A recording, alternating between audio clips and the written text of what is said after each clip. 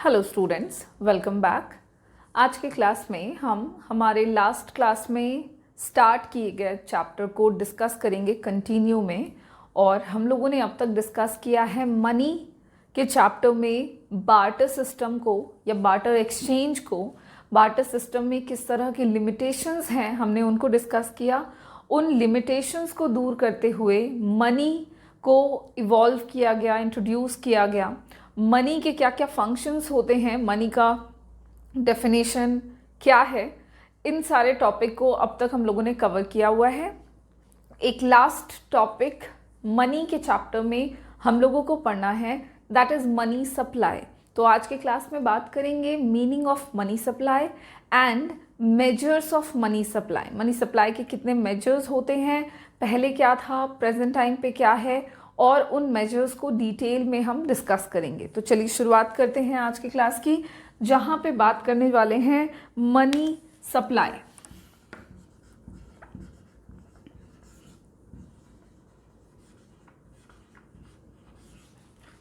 सबसे पहले देख लें कि मनी सप्लाई का मीनिंग क्या है। आफ्टर दैट हम इसके कुछ मेजर्स डिस्कस करेंगे। और मनी सप्लाई या सप्लाई ऑफ मनी जो है, इसको हम सिंपली डिफाइन करते हैं। इसको आप कैसे डिफाइन कर सकते हैं? तो मनी सप्लाई रेफर्स टू, पहले हम लिख लेते हैं देन इसको हम समझेंगे।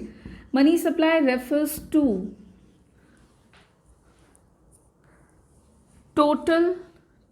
the total volume of money held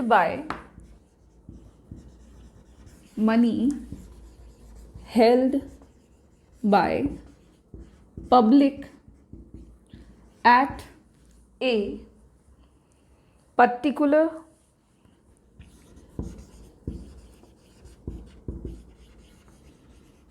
point of time in an economy। क्या है मनी सप्लाई? तो मनी सप्लाई का मतलब हो गया the total volume of money, जो टोटल क्वांटिटी होगी मनी की। और मनी में हम लोगों ने लास्ट क्लास में डिस्कस करा है कि इसमें सारे फॉर्म ऑफ मनी को इंक्लूड करेंगे, like coins, notes, currency notes या चेक्स, आपकी जो भी चीज़ें मनी के फॉर्म में यूज़ करी जा सकती है वो सब इसके अंदर आएगा। So the total volume of money जो कि किसके पास रखा हुआ है, तो पब्लिक के पास जो है। पब्लिक से यहाँ पे क्या मतलब है वो भी समझेंगे हम। जब हम पब्लिक टर्म का इस्तेमाल कर रहे हैं in the meaning of money supply, तो यहाँ पे पब्लिक से मतलब होगा वो सारे लोग जो मनी को हेल्ड करते हैं या जो मनी को यूज करते हैं। मनी यूजिंग सेक्टर यहाँ पे पब्लिक का मतलब होगा, जिसमें आपके दो सेक्टर आ जाते हैं। एक तो इंडिविजुअल्स जो कि हाउस होल्ड सेक्टर में आता है, और दूसरा आएगा आपका बिजनेस फर्म्स या कह सकते हो बिजनेस सेक्टर। तो ये दोनों सेक्टर के द्वारा जो भी मनी की टोटल क्वांटिटी रखी गई है उनके पास है, और इसको हम मेजर कर रहे हैं एक पर्टिकुलर पॉइंट ऑफ टाइम पर। ध्यान दीजिएगा, एक पर्टिकुलर पॉइंट ऑफ टाइम में किसी भी इकोनॉमी में जो टोटल पब्लिक के पास पैसों की क्वांटिटी है, मनी का टोटल वॉल्यूम है, उसी को हम मनी सप्लाई कहते हैं। Money supply refers to the total volume of money held by the public, which means individuals and business sector at a particular point of time in an economy। Money supply के कुछ features हैं, जैसे कि यहाँ पे features की जब हम बात करते हैं कि मनी सप्लाई की क्या क्या विशेषताएं हैं सप्लाई ऑफ मनी के, तो सबसे पहली विशेषता है कि यहाँ पे हम जिस भी मनी की बात कर रहे हैं ये सिर्फ और सिर्फ उन तमाम पैसों के बारे में बात होगा जो कि पब्लिक के पास है। It includes money held by public only. ठीक है।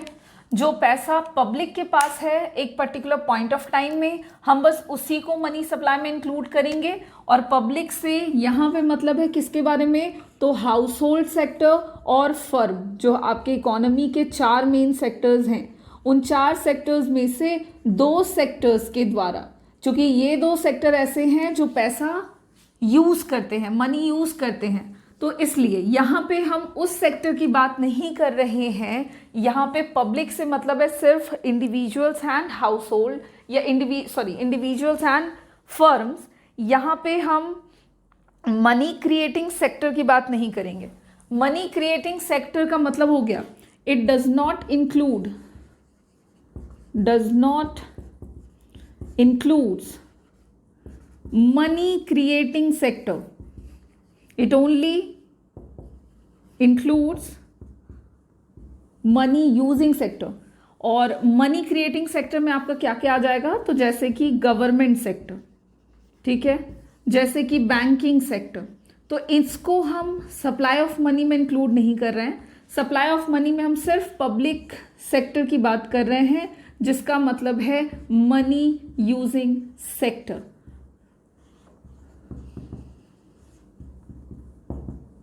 सबसे पहली विशेषता है कि मनी सप्लाई में हम पब्लिक के द्वारा जो total amount of money held किया गया है वो शामिल करते हैं। मनी क्रिएटिंग सेक्टर के तौर पे गवर्नमेंट और बैंकिंग सेक्टर के पास जो पैसा है वो इंक्लूड नहीं करते, पहली विशेषता।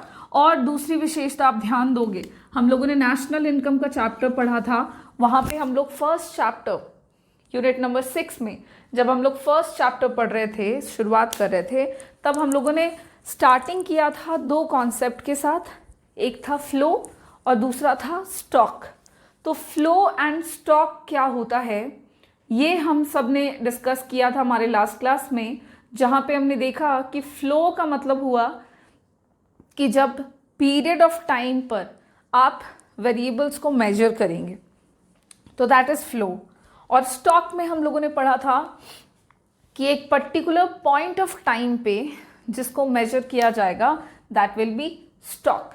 अब यहाँ पे आपको ये जानना है कि मनी सप्लाई किस तरह का वेरिएबल है, it is a stock concept और अ फ्लो कॉन्सेप्ट।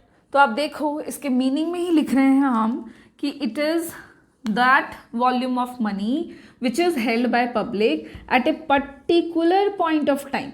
भाई एक पर्टिकुलर पॉइंट ऑफ टाइम पर जो पैसा हो that is called money supply. So point of time की बात आ गई, विच मीन्स कि it is a stock concept. ये एक स्टॉक कॉन्सेप्ट है, राइट? ये फ्लो कॉन्सेप्ट नहीं है, it is a stock concept because ये एक पॉइंट ऑफ टाइम से रिलेटेड होता है, पर्टिकुलर पॉइंट ऑफ टाइम से रिलेटेड होता है। और इस तरह से मनी सप्लाई और उसके फीचर्स जो है वो आपको इतने ही सिंपल तरीके से जान लेने हैं और यहाँ पे इसके फीचर्स कंप्लीट हो जाते हैं। अब बात करेंगे हम लोग अगले टॉपिक के बारे में, जो कि है measures of money supply. Money supply के कितने मेजर्स हैं? ठीक है, it is the total volume of money, but measure कैसे करेंगे टोटल वॉल्यूम को, टोटल क्वांटिटी ऑफ मनी को? सो मेजर्स के अंदर हम इस बात को समझेंगे एंड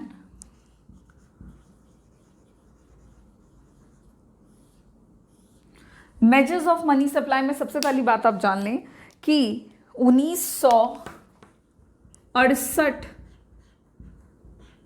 67 और 68, 67 से 68 तक जो आरबीआई था, आरबीआई क्या?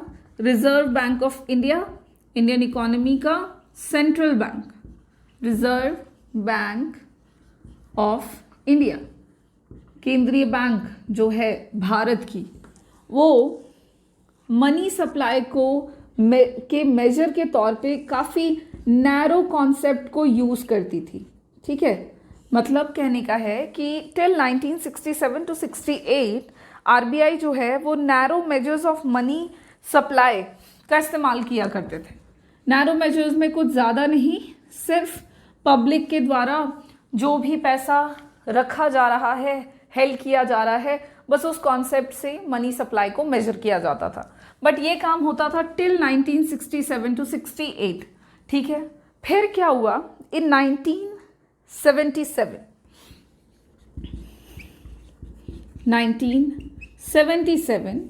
मनी सप्लाई के मेजर्स में काफ़ी हद तक चेंजेस करे गए और मनी सप्लाई को मेजर करने के लिए 4 ऑल्टरनेटिव्स मेजर्स का इस्तेमाल किया जाने लग गया। और ये 4 ऑल्टरनेटिव मेजर्स में आपके कौन कौन से मेजर्स आ जाते हैं, तो इसमें आपके 4 मेजर्स इंक्लूड किए गए हैं। सबसे पहला है M1, आफ्टर दैट M2, फिर है आपका M3 एंड देन है M4। क्या है measure number 1, measure number 2, measure number 3 and measure number 4, इसको अब हम ज़रा डिटेल में डिस्कस करेंगे कि M1 क्या हो सकता है, होता है, M2 क्या होता है, इसके अंदर हम किन किन चीज़ों को इंक्लूड करते हैं, किसको हम एक्सक्लूड कर देते हैं, वो सारी बातें अब हम लोग 1 बाय 1 करके देखेंगे। शुरुआत करेंगे सबसे पहले हम M1 से।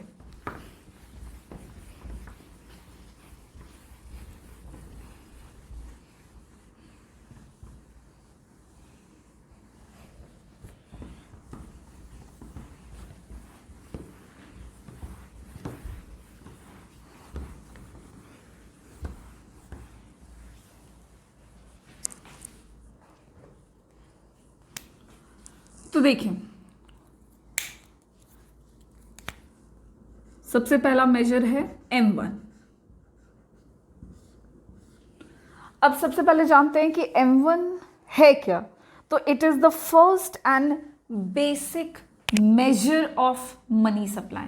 मनी सप्लाई को मेजर करने का सबसे पहला और सबसे बेसिक तरीका है ये। It is also known as transaction money. इसको हम लोग ट्रांजैक्शन मनी के नाम से भी जानते हैं क्योंकि ये डायरेक्टली यूज किया जाता है इन मेकिंग ट्रांजैक्शंस। M1 के अंदर जो भी वॉल्यूम ऑफ मनी को इंक्लूड करते हैं वो डायरेक्टली पेमेंट वगैरह करने में, ट्रांजैक्शन करने में यूज किए जाते हैं। इसलिए M1 के अंदर जो भी चीज़ें हैं उसको हम ट्रांजैक्शन मेजर के तौर पर भी जानते हैं, कहते हैं। ठीक है, अब बात करते हैं कि M1 के अंदर क्या क्या चीज़ें इंक्लूड करी जाती है। M1 होता क्या है, चूंकि ये मनी सप्लाई है तो मनी सप्लाई में अभी हमने देखा the total volume of money. तो M1 में क्या क्या चीज़ें आएंगी, तो सबसे पहली चीज़ आ जाएगी currency and coins with public. लोगों के पास करेंसी एंड कॉइन्स के फॉर्म में जो भी टोटल मनी है, it consist of paper notes and coins. जो कि पब्लिक के पास है वो सारे के सारे आपके currency and coins with public में इंक्लूड करे जाते हैं इन द M1। यहाँ पे आप ध्यान दीजिएगा कि कोई भी करेंसी जो गवर्नमेंट या बैंक्स में है वो इंक्लूड नहीं होगा। अभी अभी आपको बताया कि जब पब्लिक की बात कर रहे हैं मेजर्स मनी सप्लाई में, तो पब्लिक से यहाँ पे मतलब है सिर्फ 2 सेक्टर, और वो 2 सेक्टर में इंडिविजुअल्स आ गए, हाउस होल्ड सेक्टर और दूसरा है बिजनेस सेक्टर। तो यहाँ पे मनी क्रिएटिंग सेक्टर को इंक्लूड नहीं कर रहे हैं। तो जो भी करेंसी नोट्स, कॉइन्स बैंक्स के पास है या गवर्नमेंट के पास है वो M1 में इंक्लूड नहीं होगा। बात समझते चलेंगे ध्यान से। दूसरी बात है कि यहाँ पे कॉइन्स की बात कर रहे हैं तो जो भी रुपीज़ आपका 10, 5, 2, 1 रुपीज़ कॉइन हो गया, आपका 2 रुपीज़ कॉइन्स हो गए, 5 रुपीज़ के कॉइन्स आते हैं, 10 रुपीज़ के कॉइन्स है, ये सब आपके M1 में इंक्लूडेड होंगे। पेपर नोट्स की बात करोगे तो जैसे 2000 रुपये का नोट, 500 रुपीज़ का नोट, 100 रुपीज़ का नोट्स, 200 रुपीज़ का नोट्स, ये सब आपके M1 में इंक्लूड करे जाएंगे। ठीक है, करेंसी मनी जो होता है उसको हम ऑल्सो फाइट मनी के तौर पे, मतलब उसको हम फाइट मनी भी कहते हैं। फाइट मनी क्या होता है, तो फाइट मनी को डिफाइन कर सकते हैं वो पैसा, वो मनी जो कि अंडर द फाइट और order from the government to act as money. हर वो चीज़ जो गवर्नमेंट के द्वारा जिसको ऑर्डर दिया गया है कि वो मनी के तौर पर यूज़ किया जा सकता है या यूज़ हो सकता है, that is called fight money. So coins हैं, पेपर नोट्स हैं, पेपर करेंसी है, इन सबको गवर्नमेंट की अथॉरिटी मिली हुई है कि they are used as money. ठीक है, तो ये सब आपके फाइट मनी होते हैं, फाइट मनी कहलाते हैं.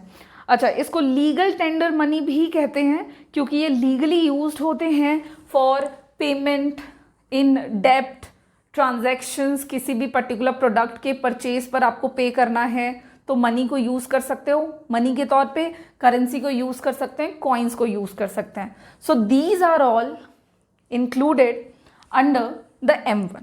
क्लियर है ये बात? अब हम और देखते हैं कि M1 में ये सारी चीज़ें तो एडेड है, इन सब के अलावा और क्या क्या चीज़ M1 में आता है. तो पहला है currency and coins with public. दूसरा है आपका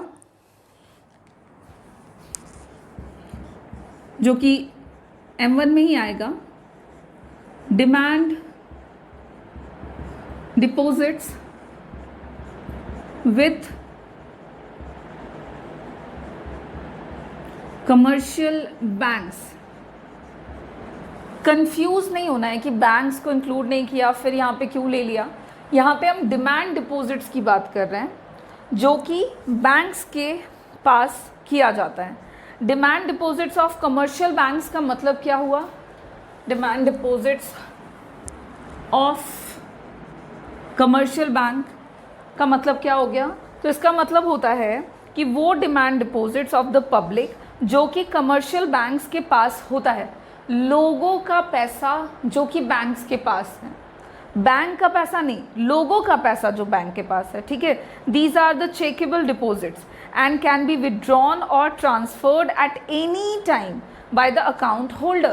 अगर आपका बैंक में पैसा है और उस पैसे को आप बैंक से निकालना चाह रहे हैं, आपका पैसा है जो कि आपने बैंक में रखा है, तो वो पैसा M1 में आएगा. ये वो पैसा है जिसको आप चेक के थ्रू निकाल सकते हो, जिसको आप इजीली ट्रांजैक्ट कर सकते हैं, विदड्रॉ कर सकते हैं. तो जो भी पैसा पब्लिक का बैंक्स में जमा है, कमर्शियल बैंक्स में, जिनको वो आसानी से निकाल सकते हैं किसी भी समय में, किसी भी पॉइंट ऑफ टाइम में, वो पैसा भी M1 के अंदर इंक्लूड किया जाएगा. ओके, और नेक्स्ट जो है आपका वो हो जाएगा इसमें M1 में other deposits of RBI. RBI is the reserve Bank of India.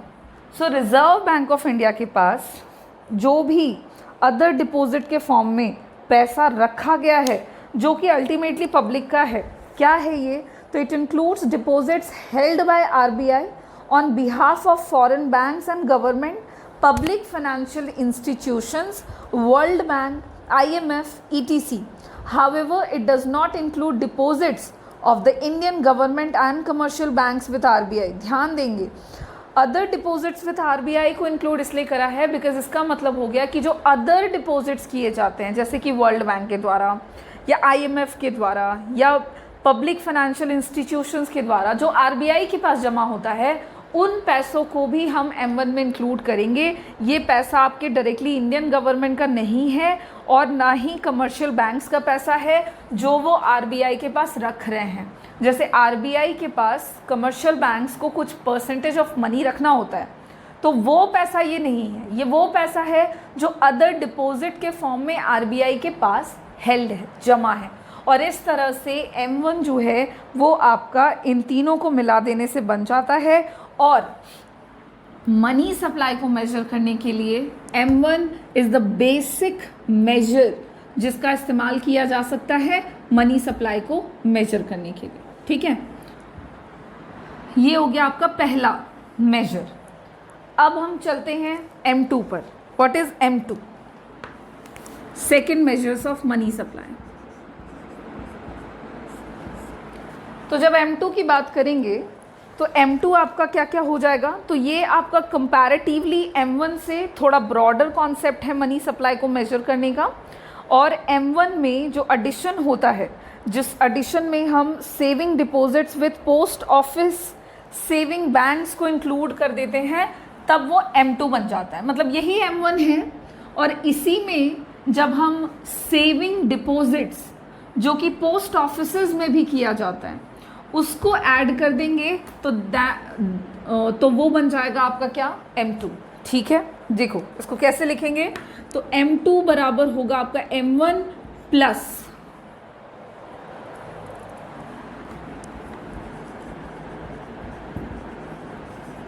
Saving deposits with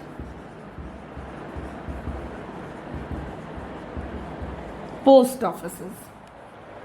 post office या पोस्ट ऑफिस सेविंग बैंक भी बोलते हैं इसको हम लोग, post office saving banks.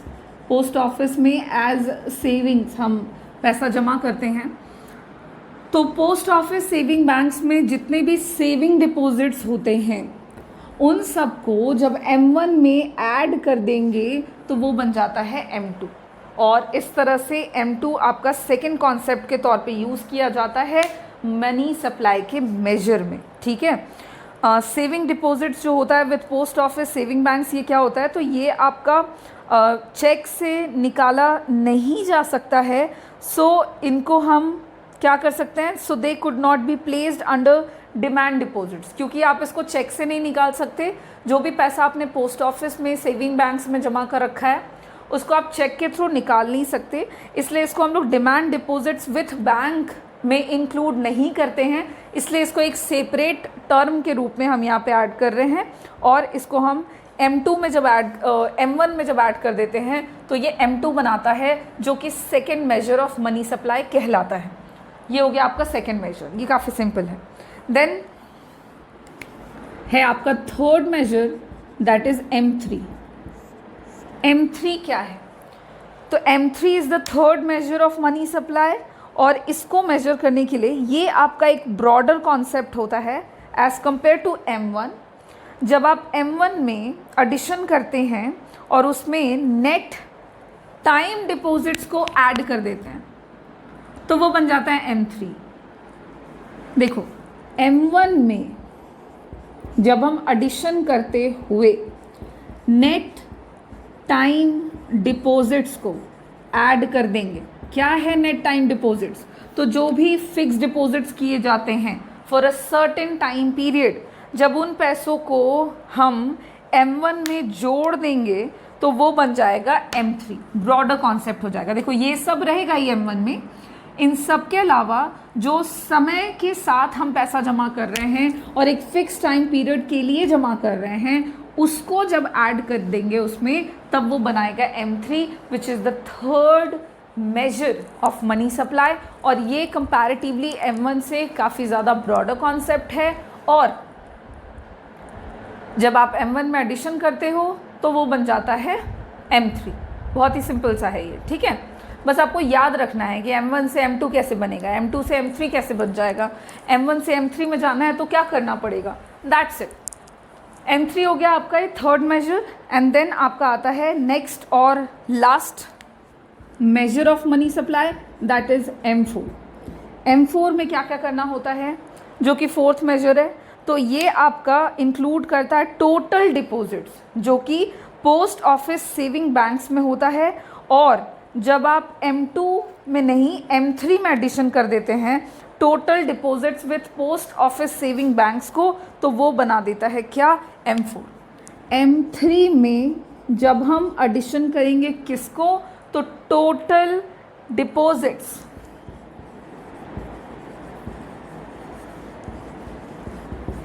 With post office saving banks को, तो क्या बन जाएगा, M4 बन जाएगा। और ये आपका सबसे बड़ा कॉन्सेप्ट हो जाता है मनी सप्लाई के मेजर्स में, ठीक है। चौथा कॉन्सेप्ट है आपका total deposits with post office saving banks में आपका हर तरह का डिपॉजिट्स आ रहा है, जितना भी डिपॉजिट्स किया जाता है टाइम के साथ पोस्ट ऑफिस सेविंग बैंक्स में, वो सब। यहाँ पे एक और ध्यान देने वाली बात है कि total deposit with post office saving banks में ना हम सिर्फ एक चीज़ को हटा देंगे, and that will be excluding national saving certificates,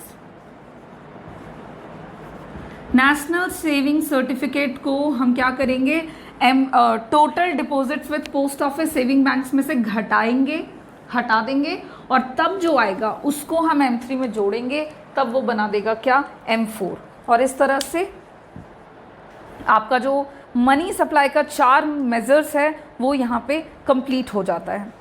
ये जो चारों मेजर्स है मनी सप्लाई के, ये डिफरेंट डिग्री ऑफ लिक्विडिटी को बताते हैं। M1 जो होता है वो सबसे ज़्यादा लिक्विड फॉर्म ऑफ मनी को इंडिकेट करता है। M1 में जितने भी हमने इंक्लूड्स करे हैं मनी के फॉर्म को, वो सबसे ज़्यादा लिक्विड फॉर्म है जिसको ट्रांजैक्शंस में सबसे ज़्यादा यूज़ करा जाता है।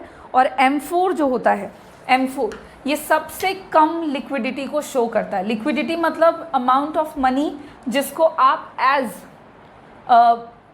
सून एज पॉसिबल ट्रांजैक्शन में यूज़ कर सकते हैं। तो सबसे जल्दी और सबसे ज़्यादा M1 यूज़ किया जा सकता है और M4 जो है वो सबसे कम यूज़ किया जाएगा। ठीक है, ये सबसे पहली ज़रूरी बात है about all the 4 measures of money supply. Second point is कि M3 जो होता है वो वाइडली यूज़ किया जाता है मनी सप्लाई के मेजरमेंट के तौर पे, और इसको हम लोग aggregate monetary resource of the society के नाम से भी जानते हैं। M1 और M4 जो होता है ये जनरली M1 और M2 जो है ये generally narrow money supply concept के तौर पर जाना जाता है, जबकि M3 और M4 जो है ये ब्रॉडर मनी सप्लाई के कॉन्सेप्ट के तौर पर जाना जाता है। क्या कहा, M1 और M2 इसको narrow concept of supply of money के तौर पर जाना जाता है। ठीक है, M1 और M2 को, जबकि M3 और M4 को broader concept of supply of money के तौर पर जानते हैं। तो ये आपका कुछ फैक्ट्स हो गए about the measures of money supply. और इस तरह से मनी सप्लाई के मेजर्स जो हैं जो हमको डिस्कस करने थे वो यहाँ पे फिनिश हो जाते हैं। आप सबका काम ये है कि ये चारों मेजर्स को आपको याद करना पड़ेगा। आप एक बार इसको लिख के प्रैक्टिस कर लें, आप इजीली इसको याद कर लेंगे। इन द एग्जामिनेशन आपसे काफ़ी क्वेश्चंस पूछे जा सकेंगे इस टॉपिक से। ये काफ़ी इंपॉर्टेंट टॉपिक है इस चैप्टर का। और इसी के साथ आपका ये जो फर्स्ट चैप्टर होगा यूनिट 8 मनी एंड बैंकिंग का, वो यहाँ पे ख़त्म हो जाता है। अगले क्लास में हम नेक्स्ट चैप्टर से शुरुआत करेंगे जहाँ पे हम बैंकिंग के बारे में डिस्कस करेंगे और 2 टाइप के बैंक्स पढ़ेंगे, commercial banks and central banking के बारे में। Thank you.